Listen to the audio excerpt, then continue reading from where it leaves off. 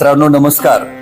आपल्या हॉटेलचे भाग्यवंत विजेते माननीय सिद्धाराम अंबारे साहेब यांचा गेल्या महिन्यामध्ये जुलै महिन्याच्या लकी ड्रॉमध्ये यांचा नंबर लागलेला आहे.